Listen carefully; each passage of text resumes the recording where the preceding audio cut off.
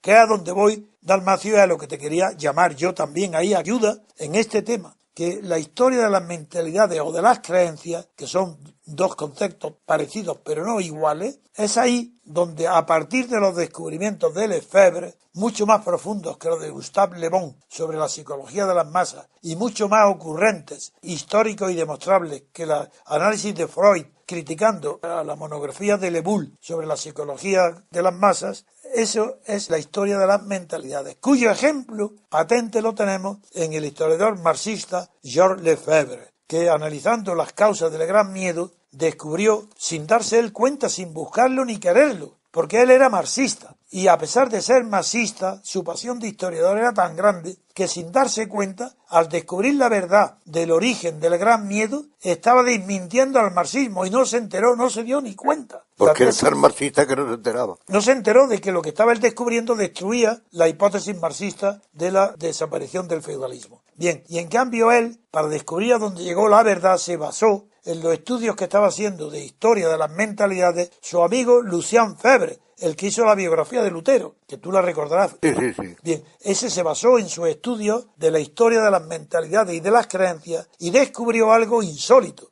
Este estudio de Lefebvre es del año 32 o 33. Bien, hasta entonces no hay un solo historiador de la Revolución Francesa que no siga, después de la interpretación de Marx, la tesis de que el feudalismo fue sustituido como modo de producción por el capitalismo, por la burguesía, en virtud de una alianza, de una batalla que acabó con el feudalismo mediante la alianza del proletariado de París con el campesinado de las provincias periféricas agrícolas, donde se produjo el fenómeno del gran miedo, fenómeno que terminó con la quema de castillos y registros de la propiedad, y que ahí, a partir de la noche del 4 de agosto, acabó el feudalismo por esa actitud concertada de obreros y campesinos. Y es mentira. Y quien demuestra esa mentira fue Lefebvre, sin darse cuenta, porque descubrió que un día de los finales de julio, el 23, era un domingo, y estaban en distintos sitios de Francia, en la periferia, a una distancia de París, donde ni un caballo ni una diligencia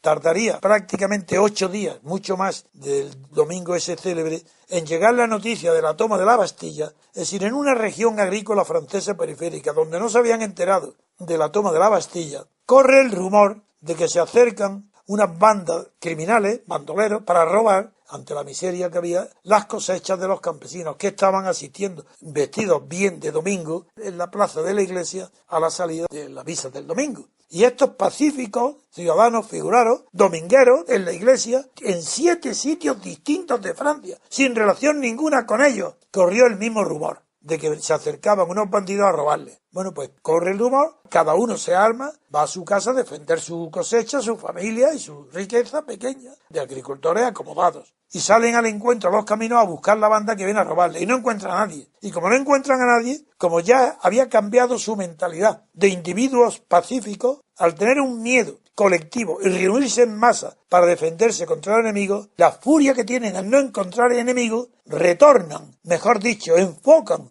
esa furia y se desahogan atacando a su enemigo ancestral, que es el castillo del aristócrata. Lo incendian para desaparecer los registros feudales y recuperar la propiedad o tener la propiedad, porque creían que iban a perder todo. Y eso Lefebvre lo analiza con arreglo, que él llamó y creó el término, que ya lo que se produjo fue una conversión repentina del estado de mentalidad colectiva en estado de masa. Y ese estado de masa es el mismo que en la naturaleza se produce en las langostas. Las langostas son unos animales pacíficos, no son tan voraces como se cree, pero si se reproducen, se reúnen en la tierra, una colonia tan numerosa que el olor de sus feromonas les empuja, les crea un instinto, que emprenden de repente un vuelo que va arrasando y acabando con todas las cosechas, hasta que la plaga unida va cada vez disminuyendo, distanciándose, desaparece el olor de la feromona y vuelve al estado pacífico natural de la langosta. Ese es el mejor ejemplo para explicar lo que sucedió y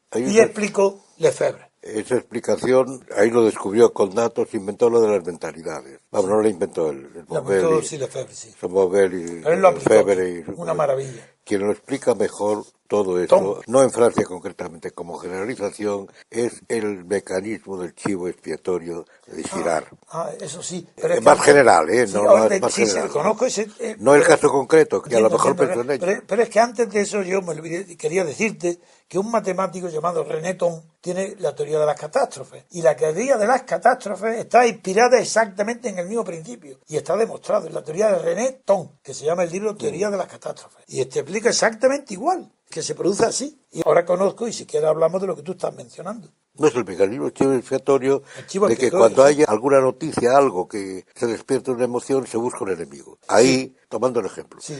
les llegó la noticia, verdadera o falsa, de que había un enemigo que viene por ahí, y se retornan entonces donde su antiguo enemigo. no encuentran ese enemigo, el mecanismo chivo expiatorio, ya la emoción se ha despertado, los deseos, los sentimientos se han despertado y ya lo desahogan. y ya hay que desahogarlo y van, en este caso, contra el señor feudal o al que le tenían que pagar tributos. El ridículo que deja a Carlos Marx, sin saberlo, que en la noche del 4 de agosto...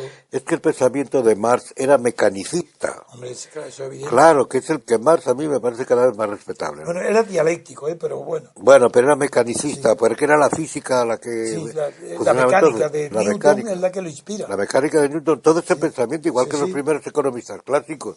Es que sus defectos es que son newtonianos, por decirlo así. En Carlos Marx, desde luego. Lo dice expresamente. Y, por ejemplo, con su teoría objetiva del valor, no perciben que el valor depende de lo que valga para el comprador. Claro, porque el valor depende de cada uno. Que es verdad que puede haber un valor objetivo de las cosas si me ha costado tanto esto, el valor de coste. Depende de la escasez. En términos simplistas. El valor de coste, de acuerdo, pero ese valor de coste, yo puedo fabricar una cosa que me ha costado muy poco o mucho, pero si nadie me la quiere, claro. ¿Qué hago yo con ello? Me ha arruinado. Bien, bueno, continuando el razonamiento de la aplicación de la mentalidad de masa para falsear, anular la teoría de Marx, la tenemos el 4 de agosto. El 4 de agosto, no me cansaré de repetirlo porque es genial. El duque de Aguillón y el marqués de Noailles se reúnen los dos, solos, en la noche del 3 de agosto y le piden a sus agentes una reunión en el Club Bretón y está contado por uno de los asistentes. Y el Club Bretón, el 4 de agosto, es en Versalles,